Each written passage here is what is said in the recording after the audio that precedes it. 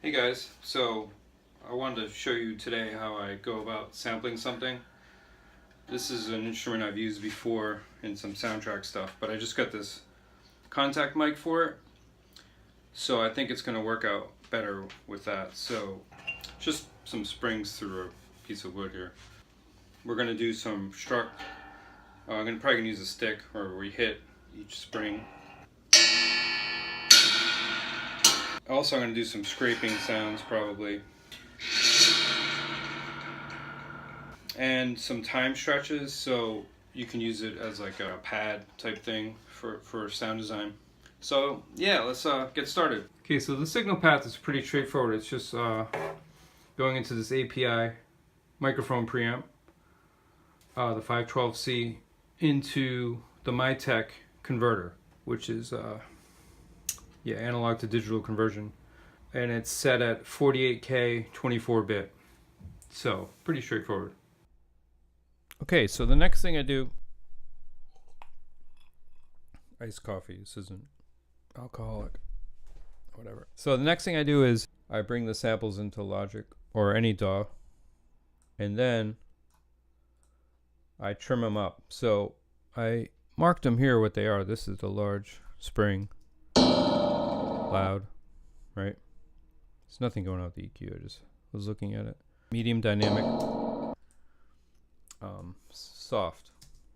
So that's for the large spring, and then I did the same for the medium spring and the soft spring. So I basically trimmed up where the attack happens. I like to have a little air before the attack, you'll notice. So I don't totally trim it up against there, right? So I leave a little. I don't know why, but it seems to make a difference. Unless you're doing like fast percussion samples, but these are just going to be like for effects, so they don't have to be like, they're not like super playable for fast percussion parts or whatever. And then I also did the scrapes here. Alright, so I divided them all like that.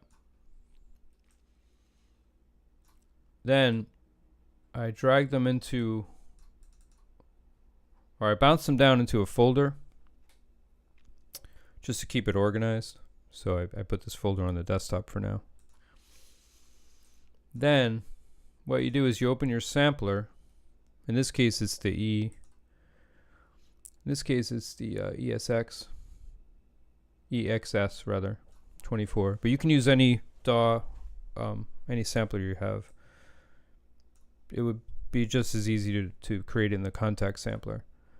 And I think Cubase also has a sampler, so. But anyway, for example, what I did was for the medium hits, let me just show you this. You drag them in, so, and it drag them in separately, and then it does the, covers all the zones here. So you can map it across the keyboard. Right, but the middle C is the original one. But I like to map it so I can use lower pitches. This medium-sized spring has a nice kind of a pitch to it, which is cool. Now, how did I get the velocity layers here? That's pretty straightforward. But what you have to do is you have to go to View and Zone Velocity Range. So then it shows you, turn that on. And then for loud, it's the number I chose is like 80 to 127, so that's pretty standard. Medium 60 to 79, and then soft 0 to 59. So there's the soft one. Medium, loud. I'll save that. So I also put a compressor on it because you don't have to, but for this kind of thing, it flattens out the dynamic range a little because you don't get so much attack. Depends what you're going for, but I like the sound of that. But it's pretty subtle, but then what you can do is put some reverb on it. So for this I use the Valhalla room. Vintage verb actually, not the room. Pretty big decay for this with a pre-delay of 50 milliseconds.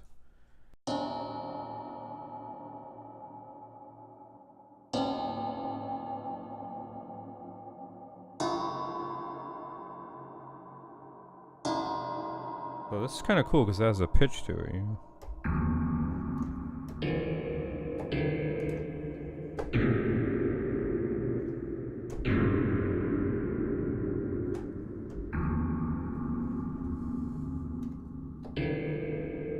So we created a pretty unique sound doing that.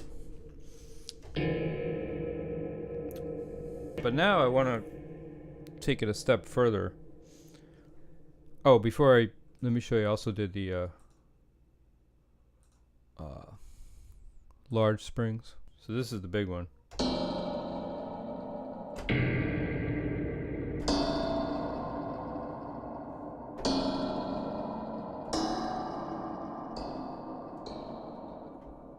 So that's the idea with that. Now, what I talked about in the intro is that we could stretch these things out. But for that, I use Supercollider. So I'm going to show you that. I'm going to open up that program and show you how I do that. But you could use, there's a few ways to do that. There's something called Granite, which is pretty cool, and that could do granular stretching too. So, but I like using Supercollider because I have a lot of control of that. So I'm going to show you what I do there, and then I'll show you how you can create like pad effects with this. Actually, before I do that, let me show you. We might as well do the small spring too, just to see what that yields. So go to no instrument and then edit. So I'll show you how we do this, how I did those other ones. This would be good for you guys to see. So the small spring, bring the loud hit in, then the medium hit, and then the soft hit. So then, like I said, you have to go to view and then the velocity range. Turn those on. So for the loud one, what did we say, 80? And then the medium is 79 to I think 60, right? Down to 60. The soft is 59 to 0. Okay, so let's see what that sounds like. That's nice too. That loud one doesn't ring out as much.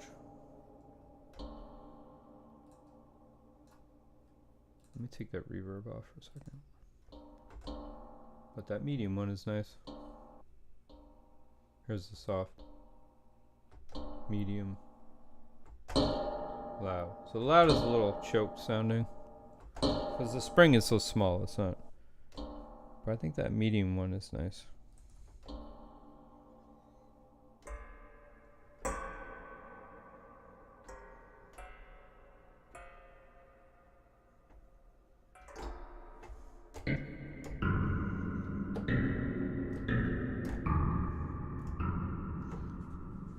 So we'll save that anyway, but I'm probably going to use the medium one, medium spring for the stretch because I like the way that's sounding. So close this, save it. Small spring hits. Okay, so I'm going to open up Supercollider and I'll show you guys that. So that should be fun because I haven't really showed you guys that yet. But I use that a lot for a lot of electronic music I do.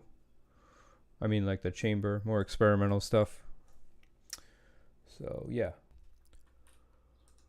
Okay, let me show you this is Supercollider. So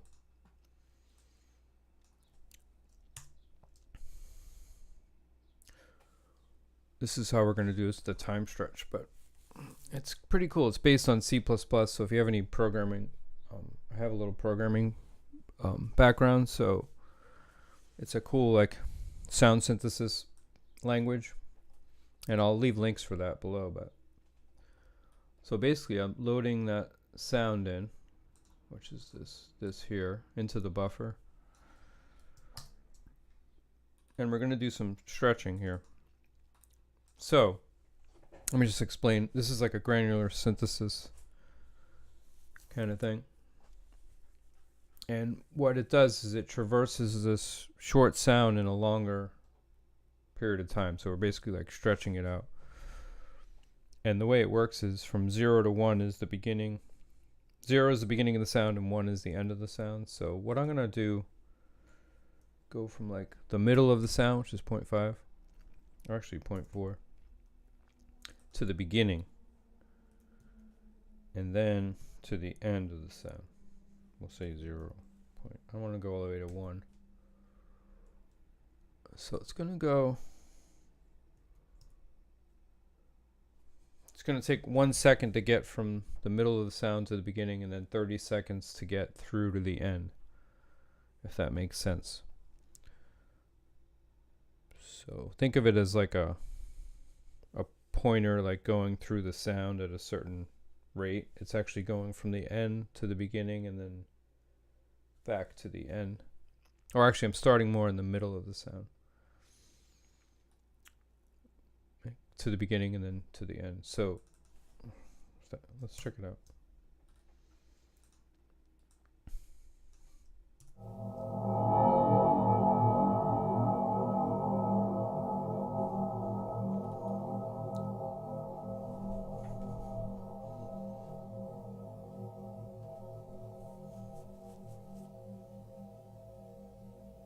So that's pretty cool. So we can create like more of a pad like texture rather than like an attack. So now suppose I don't want it to get that loud. So what you do is you go further from where the attack is. So that 0.1 I'm going to change to 0.2, and that should smooth it out a little. Let's check that out.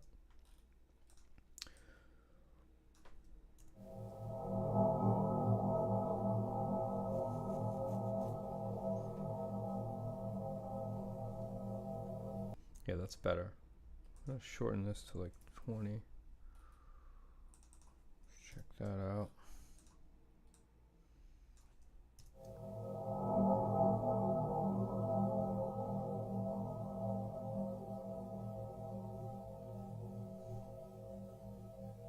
Now let me just explain. This is the grain size, and what that means is that we're traversing the sound, but it's giving us little snippets each. Actually, like 500 per second on average. This is the trigger. So if we make this too small, though, it gets. I'll show you what happens. It gets sort of. You lose the pitch. It becomes more jagged sounding. So that's why we have to make the grains a little bigger. But check this out. So you get that kind of garbly. But if you go too big, watch, if I go to half a second here, it'll sound kind of like processed. So you got to kind of fiddle with it. But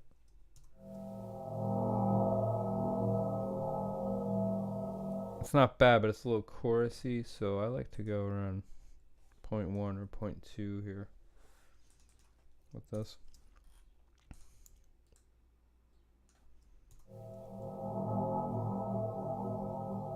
And even that, you could trigger less, but then we're going to start to hear like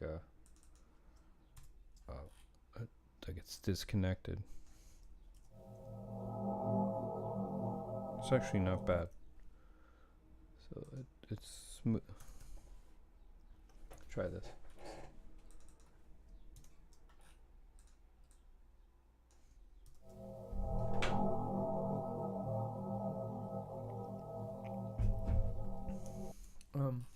Yeah.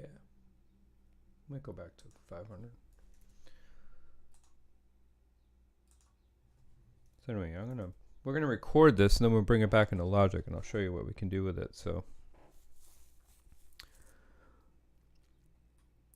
but yeah, you could really play with this. This is the envelope of the sound. So if you think of this as like the attack and then the decay. So the attack is like 1 second and then decay is 30. So make that actually 25. Right, so I'm going to record this. Oops. What the heck?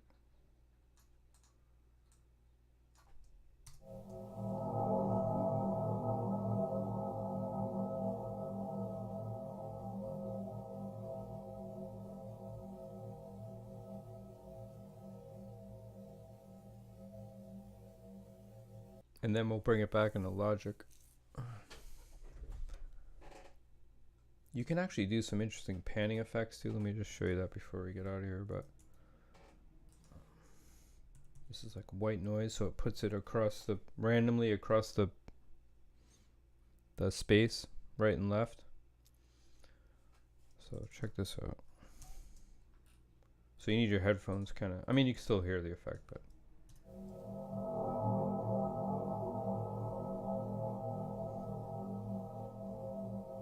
That's actually pretty cool. I might record that instead. So anyway, we'll take what we had before and use that, but okay, so let's get out of here. I realize the Supercollider thing is not for everyone, so I wanted to show you also how you could do it in a program called or rather a plugin called Granite, which I really like. What we can do. Yeah, you guys should check it out. You can, there's a demo, I think. I'll leave a link to the, it always starts with that for some reason. I'll leave a link in the description. Yeah, so let me show you how this works. So let's see. Instrument. We want the medium spring loud hitting.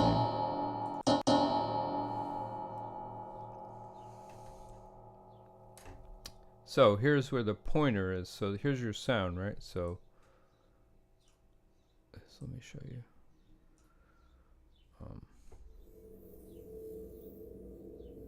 So see, it's scrolling through the sound backwards. Turn the reverse on.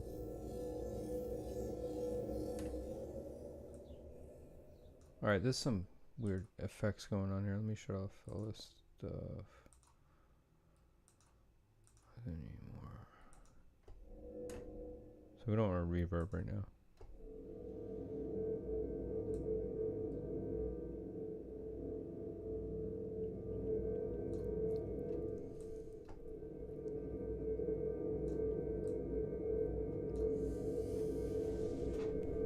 So it's sort of freezing the sound at a certain point. So you can get closer to where the attack is.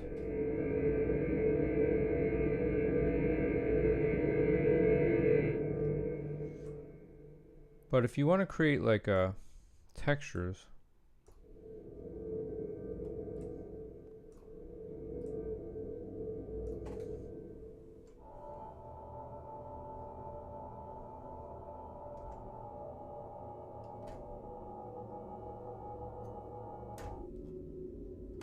you stay closer to the you know, the end of the sound where it's, so it gives you nice, this is more like a pad effect.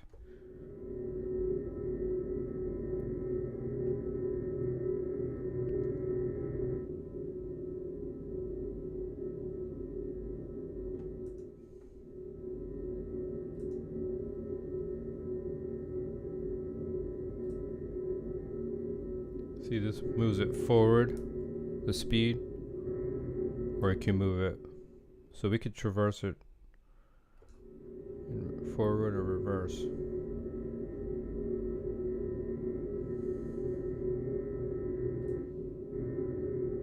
can also record it going back and forth like this.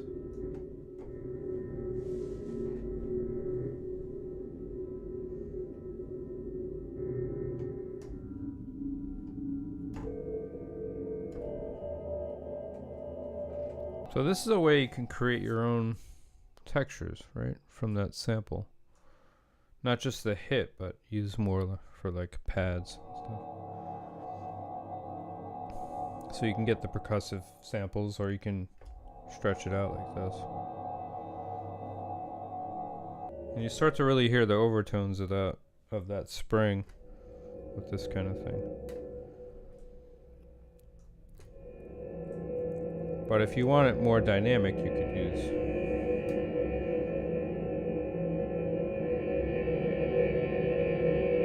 get closer to the attack.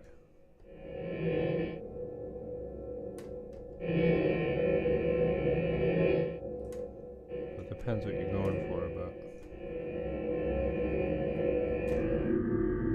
it kind of like freezes the sound.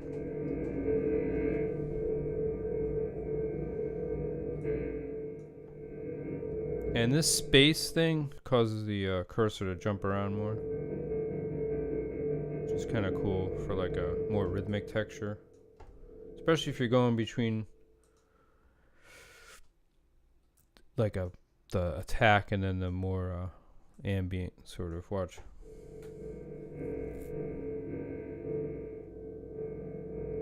So this could be good for like a suspenseful.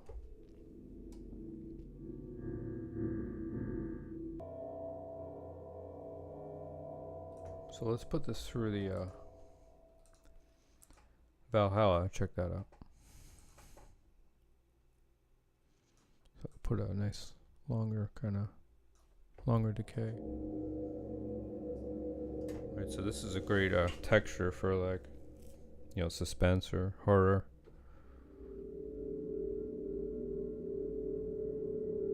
Or like sci-fi even.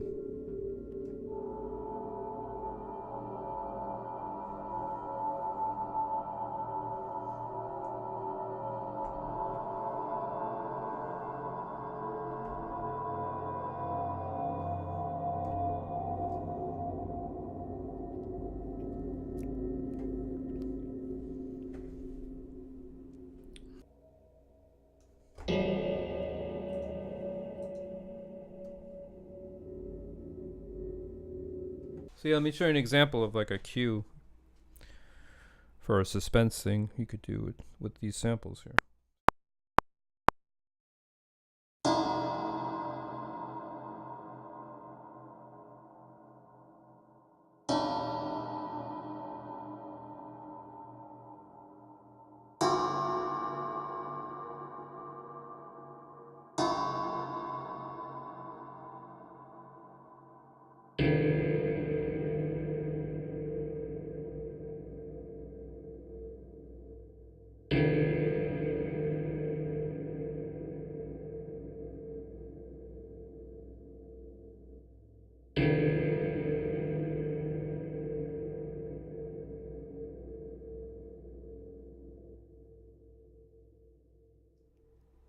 But with that kind of thing, I may hold on. I want to just check something out here. Do one shot, which means it'll play the whole sample before it goes to the next one. So let's change it to those for that. Save.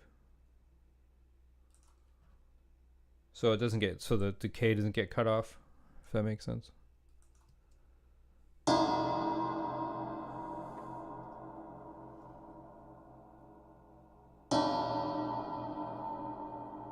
So underneath that, I put like this, the longer texture here.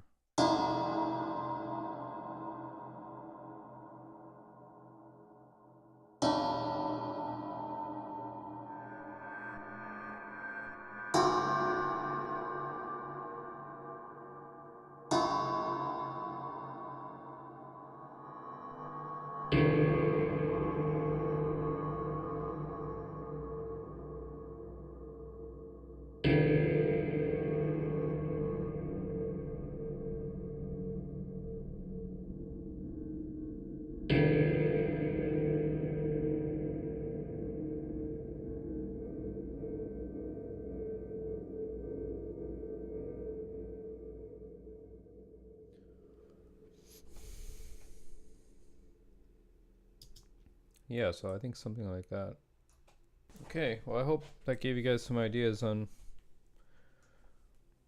making your own samples and what you could do with them. It's pretty straightforward. It doesn't have to be a lot of layers, and it could be, you know, anything really. But yeah, I mostly wanted to try out that Kontakt mic on there, and I think it was pretty effective. So yeah, we'll see you next time. Thanks for watching. Please don't forget to like, comment, and subscribe if you haven't. Okay, thanks. Bye.